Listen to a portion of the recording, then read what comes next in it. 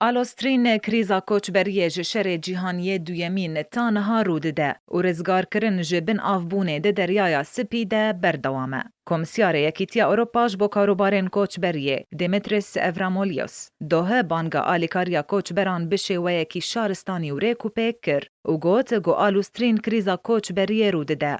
ده کنگره که روزنامه‌وانی ده دوه لبروکسل پایتخت بلژیکا کمیسیار ناوبوری دازانین گو یکیتیا اروپا راستی آستنگیان جبو حواندنا و هجمارا مزن جو کوچبرانته. هر وها دیار کر گو یکیتیا اروپا لسر و بنگاه پشتگیریا هر کسی پیویست دار دکه و دبینه گو او کوچبر کسین بیزار بونه و دوی آلیکاری و پشتگیریا وان بکرن. کمیسیار ناوبوری بری چند روزان سردانا پایتختا یونانستان کربو و گلک هفدیتن پیک آنی ده ناوان ده سروکه شارداریا گراوا کورس یاکو روزانه کوچبر نبیاسایی جو ترکیه دگهجن و گرافه. ولسر روشا کوچبران و رخصتنا و روشه بشه و یکی شارستانی و اوروپی وکو نافبوری پسن کر گفتگو کرن. جالیکی دنوه ولایتا ازمیریا ترکیه دوهراگ هاند. گود هیاما 5 روژن بوریده. آسایشا بر آوا ترکیه 2791 کوچبر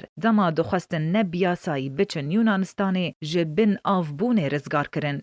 اجانسا آنادول داخویانیک که جو ولایت نافبوری بلاف کر تیده هاتیه گواسایشن دریای دنافبرا 10 تا 14 و مهه 58 اپراسیون لولایتین ازمیر، آیدن، بالکسیر، چناق، مغلون پیک آنین. ود انجام وان اپراسیونان ده 2791 کوچبر پرانیا وان سوری بون جبن آف بونه هاتن رزگار کرن. دوی داخویانی ده هر وها هاتیه گوش دسپیکا و ساله تا وکا ایرو. 3108 کوچبر نیاسایی ده دریایا ایجه ده هاتن رزگار کرن. هر وها 7 قاچاقچین مرووان هاتن گرتن.